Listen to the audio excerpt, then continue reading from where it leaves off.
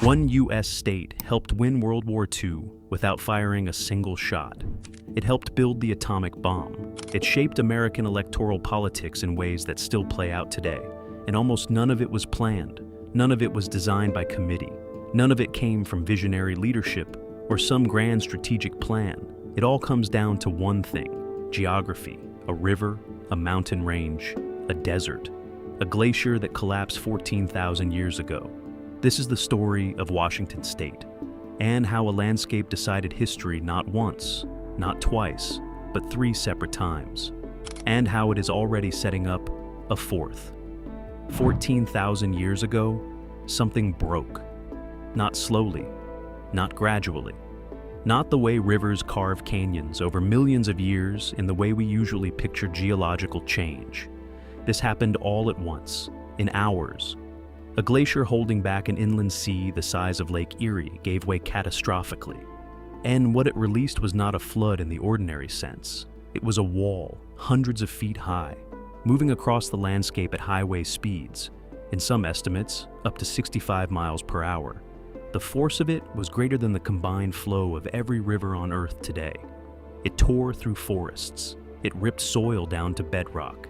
It carved channels and coulees into the basalt landscape that look, to a modern geologist, like they should have taken millions of years to form. The channeled scablands of eastern Washington, a bizarre, scarred, almost lunar terrain, were formed not over geological epochs, but in a matter of days. When J. Harlan Bretz first proposed this theory in the 1920s, his colleagues thought he was insane. The mainstream scientific consensus was that landscapes change slowly. Always slowly, Bretz said, not this one. He spent decades defending the idea. He was eventually proven completely right. But here is the part that matters. When the water was gone, it left something behind. Mineral-rich sediment, an open river basin carved to near perfection, and the Columbia River, which had existed before, running in fragments, was now channeled, deepened, and connected in a way that made it one of the most powerful river systems in North America. This flood came from glacial Lake Missoula, held back by an ice dam in what is now northern Idaho. The dam failed. The lake drained. Then, over thousands of years, the glacier advanced again. The lake refilled. The dam failed again. Geologists believe this cycle happened dozens of times. Dozens of catastrophic floods, each one reshaping the same terrain. Each one depositing material, carving channels, building the conditions that would matter later. And then, for thousands of years, nothing. The system just sat there. The river ran. The basalt cooled. The desert baked. No cities, no industry. No indication whatsoever that this place was about to matter enormously. And this is how geography works. It does not announce itself. It builds conditions long before humans arrive. It sets up the board, and then it waits. The first time it matters is 1933. The United States economy has not merely weakened, it has collapsed. A third of the workforce is unemployed. Banks have failed by the thousands. Industrial output has been cut nearly in half. Families who had been middle class 5 years earlier are living in tent cities. And Franklin Roosevelt, newly elected, needs something visible, something large, something that can restart the system and prove that the government can actually act. He looks at a map. He looks at the Columbia River. And he makes a decision to build the Grand Coulee Dam. At the time, one of the largest construction projects in human history. More concrete than any structure ever built. Workers flooding into eastern Washington from all over the country, building something so large that it seems almost incomprehensible. But here is the part that most history textbooks miss entirely. The real story is not the size of the dam. It is what the dam produces. Because energy does not just power lights. Energy is the master variable of industrial civilization. It decides what you can make, how much of it, and how fast. And aluminum is the test case. Aluminum is one of the most energy-intensive materials to produce. The smelting process requires enormous, continuous quantities of electricity. Before the Grand Coulee Dam, aluminum production in the Pacific Northwest was limited by what power was available. After the dam, electricity became cheap and abundant. And cheap electricity unlocks something that would prove decisive: scale. Companies like Boeing, already based in the region, expanded rapidly, supply chains formed, production capacity grew. And then, in December of 1941, the United States entered the war, and suddenly, production capacity was not just an economic advantage, it was a military one, because the country that can build more planes controls the air. And in the 20th century, the country that controls the air controls the outcome of the war. The B-17 Flying Fortress, the B-29 Superfortress. These aircraft were produced in numbers that the Axis powers simply could not match. Not because American pilots were more skilled, not because American commanders were more brilliant, but because American factories could outproduce everyone else on Earth. And a significant part of that advantage traces directly to cheap hydroelectric power flowing out of the Columbia River. A dam in the desert helped decide World War II. And almost nobody at the time understood that the connection was there, but everything so far was just preparation. Because the second time geography shapes history here is even more extreme and more secret. In 1943, the Manhattan Project faces a specific problem. The United States is attempting to build an atomic bomb, but to build one of the two possible designs, it needs plutonium. And producing plutonium at industrial scale requires three things simultaneously: enormous quantities of cold water for cooling, massive and reliable electricity, and geographic isolation so complete that tens of thousands of workers could be concentrated in one place without anyone on the outside understanding what was happening. Almost nowhere on Earth satisfies all three requirements at once. But Eastern Washington does. The Columbia River provides cold water, flowing down from the mountains, running cold even in summer, capable of cooling the nuclear reactors that would produce the plutonium. The Grand Coulee system provides the electricity, and the desert, empty, vast, remote, provides the isolation. Workers could live there, build there, operate there, and the surrounding landscape was so barren and so far from population centers that operational secrecy was actually achievable. So, the government built the Hanford Site. They essentially created a city from nothing. At its peak, tens of thousands of workers lived and worked there. Most of them signed secrecy agreements and genuinely did not know what they were contributing to. They were told they worked at a factory. They were told their work was important to the war effort, and that was true. But they could not know how. The plutonium they produced was used in the bomb dropped on Nagasaki in August 1945. 3 days later, Japan announced its surrender, the war ended, and global power, the entire structure of international relations for the next 50 years, shifted dramatically. A river, a dam, a desert, a glacier that broke 14,000 years ago. These things combined to produce the most consequential weapon ever used in warfare. Not strategy, not ideology, not leadership, geography. And now, this is where this stops being history and starts being present tense. Look at a map of Washington State.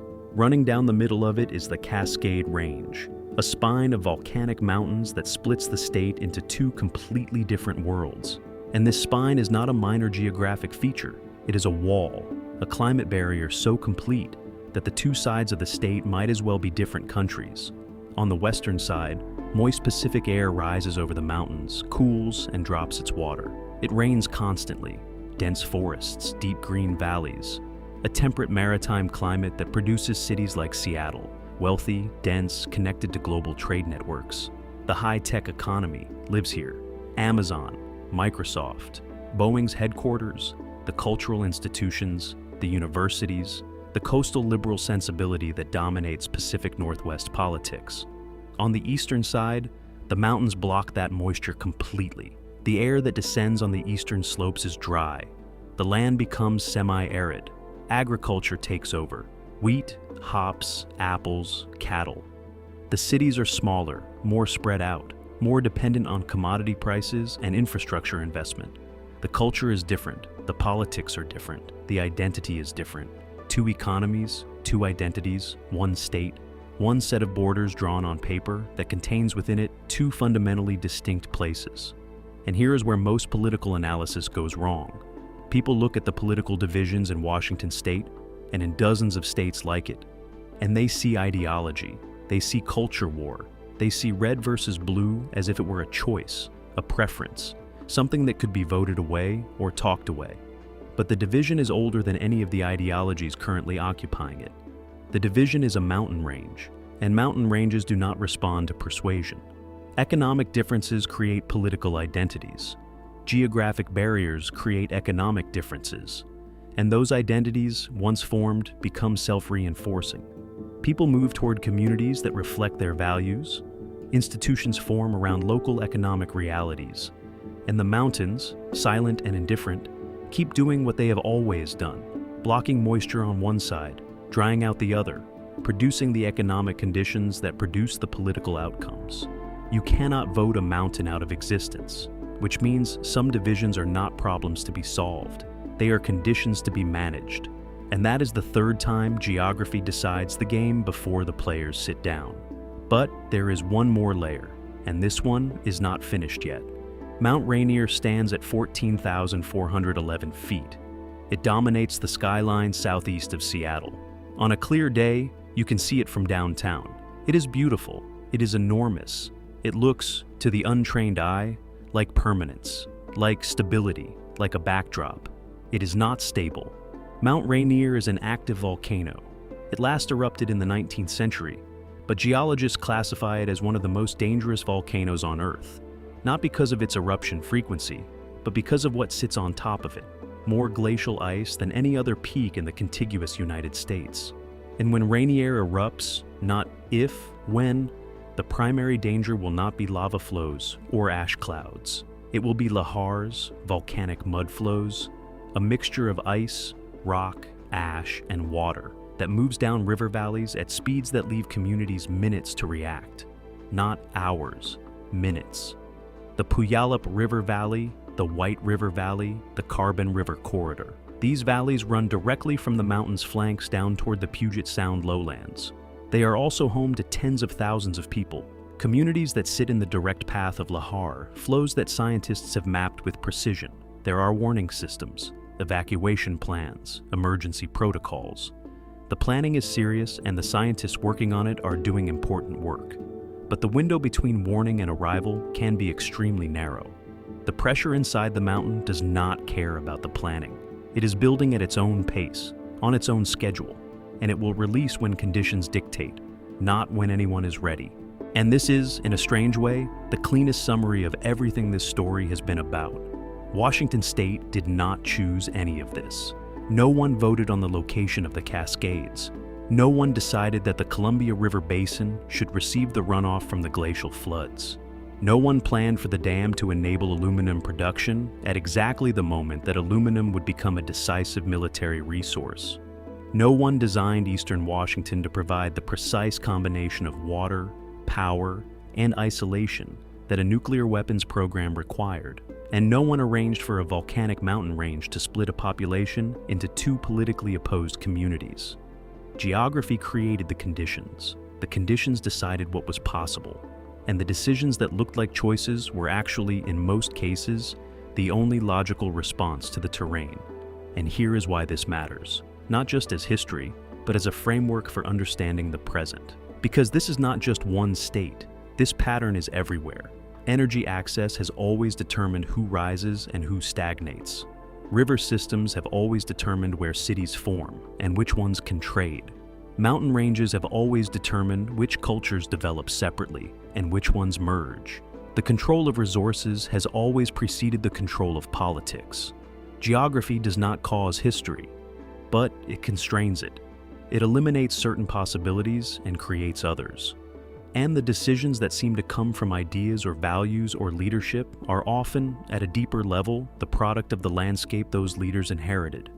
Most people, most analysts, most journalists, most voters look at politics and see surface effects.